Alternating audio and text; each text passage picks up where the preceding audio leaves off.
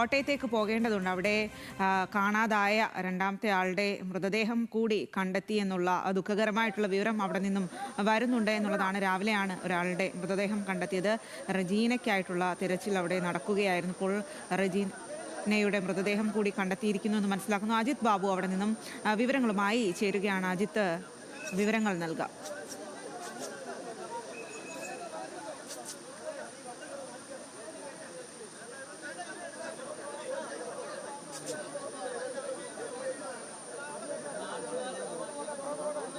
കോട്ടയത്ത് മണ്ണിടിച്ചിലുണ്ടായ പ്രദേശത്ത് നിന്നും കാണാതായ രണ്ടാമത്തെ ആളുടെ മൃതദേഹം കൂടി കണ്ടെത്തിയിരിക്കുകയാണ്. വീട് തരത്തിൽ തകർന്നു പോകുകയായിരുന്നു. രാവിലെയാണ് മകൻ്റെ മൃതദേഹം കണ്ടെത്തിയത്. ഇപ്പോൾ അമ്മയുടെ മൃതദേഹം, റജീനയുടെ മൃതദേഹം കൂടി കണ്ടെത്തിയിരിക്കുന്നു എന്ന് മനസ്സിലാക്കുന്നു.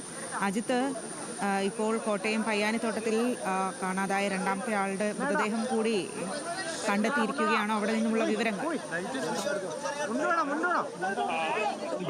വലിയ വേദന ഉണ്ടാക്കുന്ന നിമിഷമാണ്. പക്ഷേ ഈ ഘട്ടത്തിൽ നമ്മൾ മൃതദേഹം കണ്ടെത്തിയെന്ന് പറയാതിരിക്കുന്നതാവും നല്ലതെന്ന് തോന്നുന്നു. കാരണം അത് സാഹചര്യങ്ങളെല്ലാം എതിരാണെന്ന് അറിയാം, സാധ്യതകളില്ലെന്നറിയാം. എപ്പോഴും ഈ ഒരു പ്രതീക്ഷയുടെ ഒരു തരുമ്പെങ്കിലും ബാക്കിയുണ്ടോ എന്നുള്ള, അല്ലെങ്കിൽ പ്രതീക്ഷകളിൽ ാത്ത സമയത്തും പ്രതീക്ഷകളെ കുറിച്ച് ആലോചിക്കാൻ മനുഷ്യരെ പ്രേരിപ്പിക്കുന്നത് ഇത്തരത്തിൽ ഉള്ള സാഹചര്യങ്ങളെയാണ് എന്നുള്ളതാണ് എടുത്തു പറയേണ്ടത്. ഏതാണെങ്കിലും അതുകൊണ്ട് എന്ന് തോന്നുന്നു. അത്തരത്തിൽ വേദനാജനകമായ അന്തരീക്ഷമാണ്. മകന് കാലിന് ഫ്രാക്ചർ ഉണ്ടായിരുന്നു. അതിപ്പോൾ അവിടെ നിന്ന് അദ്ദേഹം കട്ടിൽ തന്നെ കിടക്കുകയായിരുന്നു. ദേഹത്തധികം മുറിവുകളൊന്നും ഉണ്ടായിരുന്നില്ല. അങ്ങനെ ജീവൻ നഷ്ടപ്പെടുകയായിരുന്നു. പിന്നീട് അപ്പോൾ മുതൽ റജീനയ്ക്കായി മണിക്കൂറുകളായി ഇവിടെ തെരച്ചിലാണ്. അമ്മയ്ക്ക് വേണ്ടി തെരച്ചിൽ നടത്തുകയായിരുന്നു. സാധാരണഗതിയിൽ അച്ഛനും ഒക്കെ ഇവരോടൊപ്പം ഉണ്ടാകുന്നതായിരുന്നു. അദ്ദേഹം വേറൊരു വീട്ടിൽ കൂട്ടുകിടക്കാൻ പോയത് കൊണ്ടാണ് അദ്ദേഹത്തിന് ജീവൻ രക്ഷപ്പെടുന്ന സാഹചര്യം ഉണ്ടായത്. ഇപ്പോൾ റജീനയെ കണ്ടെത്തിയിരിക്കുന്നു. അവിടെ ഈ രക്ഷാപ്രവർത്തകരൊക്കെ അവിടെ മണ്ണ് തൂമ്പ് ഉപയോഗിച്ച് മാറ്റിക്കൊണ്ട് അത്തരത്തിൽ രക്ഷാപ്രവർത്തനം നടത്തുകയാണ്. ഞാൻ നേരത്തെ സൂചിപ്പിച്ച പോലെ നമുക്ക് പ്രതീക്ഷകൾ തീരെ ഇല്ലാതിരിക്കുമ്പോൾ പോലും ഈ നാടിന്റെ ഒരു വേദന, ആ വേദന എങ്ങനെ ആയിരിക്കും പോലെ തന്നെ ആ വാക്ക് നമ്മൾ ഇപ്പോൾ ഉപയോഗിക്കാതിരിക്കുന്നതാവും നല്ലത്. ഏറ്റവും ഒരു പ്രതീക്ഷയുടെ ഒരു ചെറിയ കണിക ഇപ്പോഴും ഈ നാട്ടുകാരുൾപ്പെടെ സാധ്യത മനസ്സിൽ വെക്കാൻ സാധ്യതയില്ലെങ്കിലും അങ്ങനെ പറയാതിരിക്കുന്നതാവും നല്ലതെന്ന് തോന്നുന്നത്. അതാണെങ്കിലും വേദനാജനകമായ അന്തരീക്ഷം ഈ നാടിനെ സംബന്ധിച്ച് വലിയ നഷ്ടമാണ്. ഈ സ്ഥലം ഇവർക്ക് ഇവിടെ ഈ വീട്ടില് 5 പേരായിരുന്നു ഉണ്ടായിരുന്നത്. മകൾ കല്യാണം കഴിച്ച് മറ്റൊരു വീട്ടിലേക്ക് പോയി. മറ്റൊരു മകൾ പഠിക്കാനായി എറണാകുളത്തേക്ക് പോയി. അച്ഛൻ കൂട്ടുകിടക്കാനായി പോയി. അത്തരത്തിൽ അതിനുശേഷം 2 പേരായിരുന്നു ഇന്നലെ ഇവിടെ ഉണ്ടായിരുന്നത്. സാധാരണ 4 പേര് ഇവിടെ ഉണ്ടാവുന്നതാണ്. പക്ഷെ ഇന്നലെ രാത്രിയിൽ അപ്രതീക്ഷിതമായി സന്തോഷത്തോടെ കിടന്ന് ഉറങ്ങിയ കുടുംബത്തെ ഇത്തരത്തിലൊരു ഉരുൾപൊട്ടൽ അവരുടെ കുടുംബവും വീടും എല്ലാം തകർത്ത് വെള്ളം ഒലിച്ചു പോകുന്ന സാഹചര്യമാണ് ഉണ്ടായിരുന്നത്. ഒരു കുന്നിലെ മുഴുവൻ മണ്ണും ഈ വീടിന്റെ മുകളിലേക്ക് വന്ന് അടിയുന്ന സ്ഥിതിയുണ്ടായി.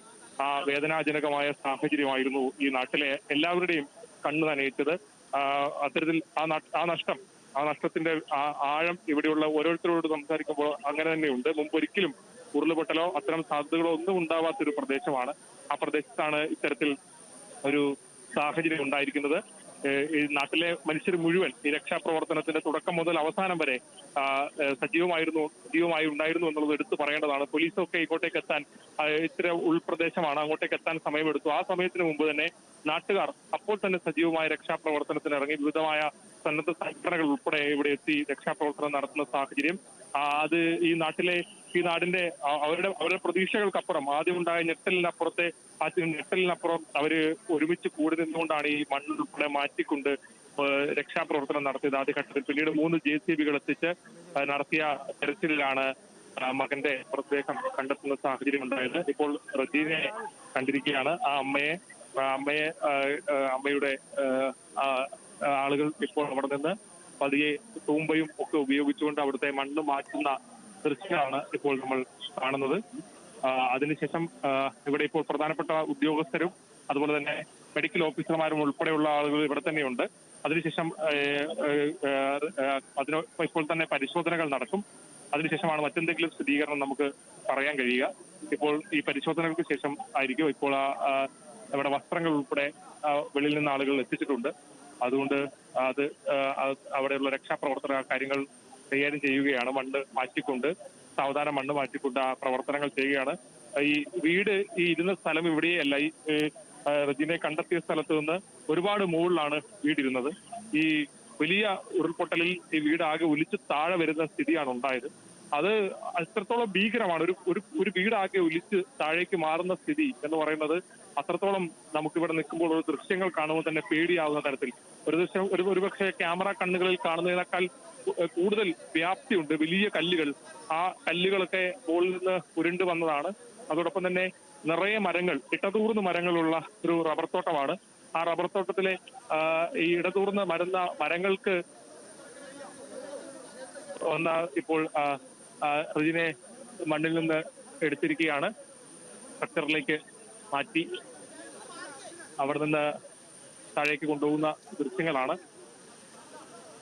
വേദനയുണ്ടാക്കുന്ന, സങ്കടപ്പെടുത്തുന്ന, മനസ്സിനെ ആകെ വേദനിപ്പിക്കുന്ന ദൃശ്യങ്ങളാണ്. ഇത് ഒരു ദിവസം ഒരു കുടുംബത്തെ എങ്ങനെ ഒലിച്ചു കളയുമെന്നുള്ളത് ഒരു വല്ലാത്ത ചോദ്യമാണ്. ഇവരുടെ അച്ഛൻ ഇപ്പോഴും താഴെയുണ്ട്. കൂട്ടുകിടക്കാൻ വേണ്ടി മറ്റൊരു സ്ഥലത്തേക്ക് പോയതുകൊണ്ട് അദ്ദേഹത്തിന് ഈ അപകടത്തിൽ പരിക്ക് പറ്റിയിരുന്നില്ല. അതിനുശേഷം അദ്ദേഹം ഒരിക്കൽ പോലും ഇങ്ങോട്ടേക്ക് വന്നില്ല. അവിടെ തന്നെ നിലയുറപ്പിക്കുന്ന സാഹചര്യമാണ് ഉണ്ടായത്. ഇനി അല്പ സമയത്തിനുള്ളിൽ മെഡിക്കൽ പരിശോധനകൾ ഇപ്പോൾ തന്നെ നടക്കും.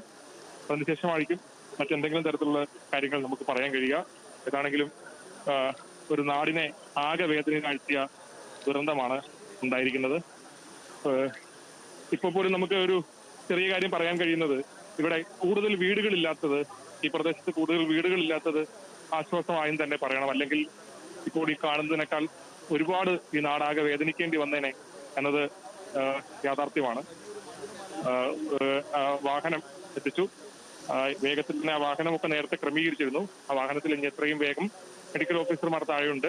അവരുടെ പരിശോധനകൾ കൂടി ഇപ്പോൾ തന്നെ നടത്തും. ആ ദൃശ്യങ്ങളാണ് ഇപ്പോൾ നമ്മൾ കണ്ടുകൊണ്ടിരിക്കുന്നത്.